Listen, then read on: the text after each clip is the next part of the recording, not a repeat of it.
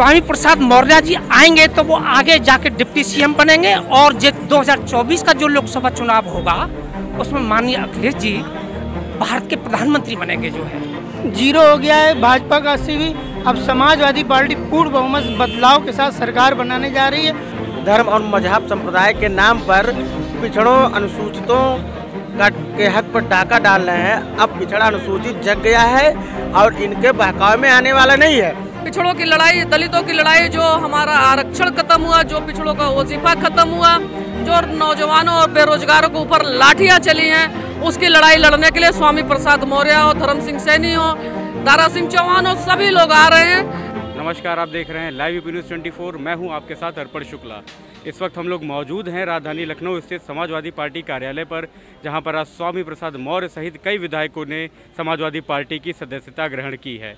चलिए अब आपको मिलवाते हैं कुछ समाजवादी कार्यकर्ताओं से और उनसे जानेंगे कि आगामी विधानसभा चुनाव में क्या रहेगी सपा की रणनीति, कैसे जीतेंगे वे चुनाव और क्या स्वामी प्रसाद मौर्य के आने से सपा को मिलेगी मजबूती। हमारे साथ यहाँ पे मौजूद हैं कुछ युवा समाजवादी, इनसे हम जानेंगे कि क्या 2022 के चुनाव में क्या रहेगा समाजवादी पार्टी का रोल। नमस्कार, आपके धन्यवाद आपका बहुत बहुत। मैं दिव्यापुर विधानसभा से औरैया जनपद का निवासी हूँ और हमने अभी स्वामी प्रसाद मौर्य जी के नेतृत्व में और लखीसराय बंजारा नायक समाज सेवा संस्थान हमारे नेता जी राष्ट्रीय अध्यक्ष सन्नाम सिंह नायक जी के नेतृत्व में हम लोगों ने सपा ज्वाइन की है। और ये सपा, ये लाल रंग, लाल और पीला का जो भाजपा कहती थी लाल और पीला, अब की बार ये भाजपा वालों को पता चल जाएगा कि उत्तर प्रदेश में किस प्रकार का खदेड़ा होगा। ये पूरा देश ही नहीं, पूरा प्रदेश माननीय मौर्य जी के आगाज से आ चुका है। और SC ST OBC जो मानवर कांसीराम जी का नारा था 1585 का, स्वामी प्रसाद मौर्य जी के आने से क्या मजबूती मिलेगी सपा को? बिल्कुल। अति पिछड़ा जो उनकी सोचतों की आवाज़ थे माननीय मंत्री जी, वो अब सपा में आ गए हैं, जिससे भारतीय जनता पार्टी का सुपड़ा साफ होगा और फिर से समाजवादी पार्टी का आगाज होगा। जय भीम, जय भारत, जय लखीसराय बंजारा, जय समाजवाद। समाजवादी पार्टी अगर आगामी विधानसभा चुनाव में जीतती है और सत्ता में आती है तो उसका क्या एजेंडा होगा, क्या प्लान्स के साथ वो आगे बढ़ेगी? एक तो जो है बिजली की दरें बहुत कम कर देगी, बिजली ज़्यादातर माफ़ कर देगी और जितने 300 यूनिट तक अखिलेश यादव जी ने बोला है कि वो बिजली फ्री कर देंगे 300 यूनिट तक। जी हाँ, 300 यूनिट तक बिजली माफ़ कर देंगे अखिलेश जी जो है। और इसमें 403 वोटों में सीटों में से 400 सीटें लेकर अखिलेश जी सरकार बनाएंगे जो है। और स्वामी प्रसाद मौर्य जी आ गए हैं। स्वामी प्रसाद मौर्य जी आएंगे तो वो आगे जाके डिप्टी सीएम बनेंगे और 2024 का जो लोकसभा चुनाव होगा उसमें माननीय अखिलेश जी भारत के प्रधानमंत्री बनेंगे जो है। अच्छा, तो आप कह रहे हैं कि सत्ता में अगर आती है तो स्वामी प्रसाद मौर्य जी डिप्टी सीएम हो सकते हैं? हाँ, तो स्वामी प्रसाद डिप्टी सीएम हो सकते हैं।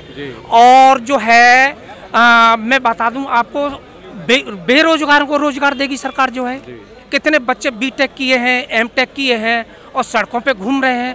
बहुत सारे महकमे प्राइवेट कर दिए हैं और आउटसोर्सिंग ले आए हैं। अरे ये पूछो, और तुम्हारे मोदी जी आए थे, मोदी जी ने जो है ऐलान कर दिया कि साहब जी को कहते हैं कि कोरोना कोविड। भाजपा का कहना है कि वो चुनाव 80-20 के रेशियो से जीतेंगे। नहीं, कौन? भाजपा का कहना है। भाजपा का पूरा सुपर साफ होगा आपके जो है।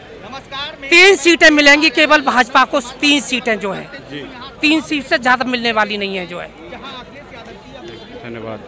चलिए अब आपको मिलवाते हैं और एक समाजवादी से। आपका नाम क्या है मैम? जी, मैं पूनम मौर्य, समाजवादी पिछड़ा वर्ग की मैं प्रदेश सचिव हूँ, जौनपुर से हूँ। जी, तो आज जैसे आपने देखा स्वामी प्रसाद मौर्य जी ने सदस्यता ग्रहण की है, तो क्या इससे समाजवादी पार्टी को मजबूती मिलेगी? देखिए, माननीय राष्ट्रीय अध्यक्ष जी के नेतृत्व में युवा नेतृत्व है और पूरा जब नौजवान किसान उमड़ पड़ा तो उसी कारवा को आगे बढ़ाने के लिए, दलित पिछड़े 85% की लड़ाई लड़ने के लिए माननीय अखिलेश यादव जी ने इस बार भाजपा का ऑपरेशन कर दिया। और जब भाजपा का ऑपरेशन कर दिया तो भाजपा को पता तक नहीं चला कि हमारा कितना गहरा ऑपरेशन हो रहा है। भाजपा के जंगल में आग लगी हुई है और वहाँ से परिंदे उड़ उड़ के माननीय राष्ट्रीय अध्यक्ष अखिलेश यादव जी के युवा नेतृत्व में आस्था व्यक्त करते हुए उनको मजबूत बनाने के लिए, समाजवादी पार्टी के कारवा को मजबूत बनाने के लिए 85% पिछड़ों की लड़ाई, दलितों की लड़ाई, जो हमारा आरक्षण खत्म हुआ, जो पिछड़ों का वजीफा खत्म हुआ, जो नौजवानों और बेरोजगारों के ऊपर लाठियां चली हैं, उसकी लड़ाई लड़ने के लिए स्वामी प्रसाद मौर्य हो, धर्म सिंह सैनी हो, दारा सिंह चौहान हो, सभी लोग आ रहे हैं। क्योंकि समाजवादी पार्टी का नौजवान लड़ाई लड़ा, 5 साल लाठी और गोली खाया, उसी का आज प्रतिफल है कि उस लड़ाई को देखकर जितने भी लोग हैं समाजवादी पार्टी के कारवा से जुड़ रहे हैं और योगी आदित्यनाथ को उनके कुकर्मों के प्रति ठेंगा दिखा रहे हैं कि आपका अंत होने वाला, आपकी ठोको नीति समाप्त होने वाली है और उत्तर प्रदेश की धरती से गुंडा राज समाप्त करने के लिए। लेकिन भाजपा का कहना है कि वो आगामी चुनाव में 80-20 के रेशियो से जीत हासिल करेंगे। देखिए, भाजपा के पास लोला बहुत मजबूत है। पूर्वांचल में कहावत है कि उनका जुमला, उनका लोला उनका बहुत मजबूत है। उनके पास जो आरएसएस की फैक्ट्री है, झूठ बोलने की फैक्ट्री है, और जो आईटी सेल उन्होंने बनाया है, पूरा झूठ का कारोबार उनका है।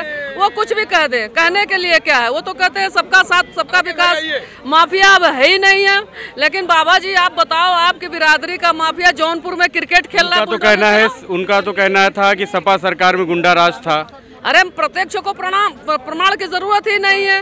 टीम 11 के वो कप्तान है, हमारे जौनपुर में आइए ना, माफिया क्रिकेट खेल रहा है, 25,000 का इनामी है। बाबा बताओ ना कि उसके घर कब बुलडोजर जाएगा, वहाँ अनाथ आश्रम कब बनेगा? कौन से माफिया की बात करो? टेनी मिश्रा थार चढ़ा दिया, गृह राज्य मंत्री है। अगर सपा आगामी विधानसभा चुनाव में सत्ता हासिल करती है तो आगे का क्या प्लान रहेगा? किस प्रकार से क्या नीतियां लेके आगे बढ़ेगी सरकार? समाजवादी पार्टी के राष्ट्रीय अध्यक्ष मुख्यमंत्री होंगे और सभी के साथ न्याय होगा। वो कह रहे हैं कि भारतीय जनता पार्टी ने जनगणना नहीं कराई और जनगणना करा के जो जितनी आबादी है जिसका, उसी हिसाब से आप उनका हिस्सा दे दो, झगड़े खत्म हो जाएं। तो माननीय राष्ट्रीय अध्यक्ष जी ने कहा है कि हम जनगणना कराएंगे और आबादी के हिसाब से सबकी हिस्सेदारी ही देंगे। इतना ही नहीं, उन्होंने कहा कि 300 यूनिट बिजली माफ करेंगे, और जब माफ करेंगे तो किसानों की भी बिजली माफ करेंगे और घरेलू बिजली भी माफ करेंगे। 20-25 हजार रुपए प्रति परिवार का बचेगा। 20 और 25 हजार की परिवारों की जो बिजली है वो बचेगी। और जो कड़ुआ तेल है, महंगाई 100 दिन में कम करने वाले थे, 100 दिन में काला धन ले आने वाले थे, इनमें कंपटीशन है योगी और मोदी में प्रधानमंत्री बनने का। ये भी आरोप लग रहा है समाजवादी अखिलेश यादव जी पर कि भाजपा ने लगाया है कि कोरोना काल में वो नदारद रहे, गायब रहे, कहीं दिखे नहीं। कोरोना काल में समाजवादी पार्टी का हर कार्यकर्ता अखिलेश बनकर जनता की सेवा कर रहा था। लेकिन आप बताओ कि ऑक्सीजन से तड़प लोग मर गए, उनके लिए बसें नहीं थी। सूरत से, गुजरात से, बंबई से हमारा कमेरा समाज, श्रमजीवी समाज आ रहा था, नौजवान आ रहा था, उनके लिए बसें नहीं थी। लेकिन इतनी बड़ी बड़ी रैलियां किया मोदी जी ने, पूरी की पूरी बस को भरने के लिए, पूरी रैली सफल करने के लिए उन्होंने 3 दिन स्कूल बंद कर दिया। और स्कूल बंद कर दिया, प्राइवेट बसों को हायर कर लिया, रोडवेज बसों को हायर कर लिया, और जितने समूह थे, चाहे आंगनबाड़ी रही हो, चाहे आशा रही हो, चाहे स्वयं सहायता समूह रही हो, चाहे कर्मचारी रहा हो, चाहे अधिकारी रहा हो, उन रैलियों में लगा दिया गया। तो आप कहाँ थे? आप कोरोना काल में कहाँ थे? आप कफन चुरा रहे थे, आप बड़ा लखनऊ के अंदर घिरवा रहे थे मुक्तिधाम पर, आप तो यही कर रहे थे। आप कहाँ थे? कहाँ थी बसें? कहाँ थे संसाधन आपके? 2022 के आगामी विधानसभा चुनाव में आप किस तरह देख रहे हैं? क्या स्वामी प्रसाद मौर्य के आने से समाजवादी पार्टी को मजबूती मिलेगी? निश्चित ही स्वामी प्रसाद मौर्य जी पिछड़ों, दलितों, अनुसूचित वर्ग के बहुत बड़े नेता रहे हैं। जिस प्रकार जाति धर्म संप्रदाय के नाम पे ये बाबा मुख्यमंत्री जी 80-20 बनाम 20 की लड़ाई फर्जी स्यापा फैला रहे हैं। अब पिछड़ी जाति इन सबके पचड़ों में पड़ने वाली नहीं है। जिस प्रकार से ये लोग धर्म और मजहब संप्रदाय के नाम पर पिछड़ों, अनुसूचितों के हक पर डाका डाल रहे हैं, अब पिछड़ा अनुसूचित जग गया है और इनके बहकावे में आने वाला नहीं है। यह सरकार, मौजूदा सरकार, तानाशाही सरकार जो चल रही है, इसका अंत समय आ गया है। न्यूज़ चैनलों के माध्यम से मैं लगातार सुन रहा हूं कि बाबा कहाँ से लड़ेंगे, अयोध्या से लड़ेंगे, मथुरा से लड़ेंगे। मैं कहना चाहता हूं योगी आदित्यनाथ से कि योगी आदित्यनाथ को, जो उनकी ये सरकार आखिरी दौर में चल रही है, जो उन्होंने कुकर्म किए हैं, तमाम सारे अपराध, अराजकता, भय इस प्रदेश में हुए हैं, उनको बनारस जाकर, अपने सरकार के आखिरी दौर में बनारस जाके प्रायश्चित करना चाहिए। लेकिन योगी आदित्यनाथ का तो कहना है कि जब समाजवादी सरकार आई थी तब से गुंडा राज उत्तर प्रदेश में आ गया था। आप एनसीआरबी के आंकड़ों को उठा के देख सकते हैं कि पिछली सरकारों में किस प्रकार के आंकड़े थे। और आपके क्या है, गूगल का जमाना है, आप खुद सर्च कर सकते हैं। देखिए, उत्तर प्रदेश में पूर्ण बहुमत की सरकार बनने जा रही। अभी तो ट्रेलर पिक्चर अभी बाकी है, अभी तो विधायक आना शुरुआत हो गया है। जिस तरह से 5 साल में योगी सरकार ने कोई काम नहीं किया है, सिर्फ उन्होंने फीता काटा है और महिलाओं का साथ बलात्कार हुआ, घटना हुआ, शासन प्रशासन सब फैल रहा है। लेकिन भाजपा का तो कहना है 80-20 का रेशियो रहेगा। देखिए 80-20 उनका फेल हो गया है, अब 0 हो गया है भाजपा का 80-20। अब समाजवादी पार्टी पूर्ण बहुमत बदलाव के साथ सरकार बनाने जा रही है और सभी पार्टी का और भी सभी जनता का समर्थन मिल गया है। और हमारे अखिलेश भैया आप शपथ लेंगे 10 मार्च को, 11 मार्च को शपथ लेंगे और 10 मार्च को हम सभी लोग जश्न मनाएंगे। और योगी जी जिस तरह बुलडोजर चलवा रहे थे उसी तरह बुलडोजर लेके अपने मठ में जाएंगे। अगर योगी जी कार पलटना जानते हैं तो हम लोग समाजवादी लोग सरकार भी पलटना जानते हैं। आज खुशी दुबे देख लिए जेल में, एक बहुत जेल में अपराधी खेल में है। ऐसे ही सरकार चलेगी।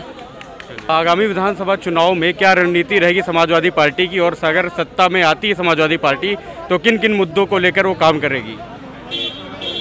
हम लोग सबको साथ चलने के लिए संकल्पित हैं, सबको साथ लेकर चलेंगे और सरकार बनने के बाद भी सबको साथ लेकर चला जाएगा। और आप बताइए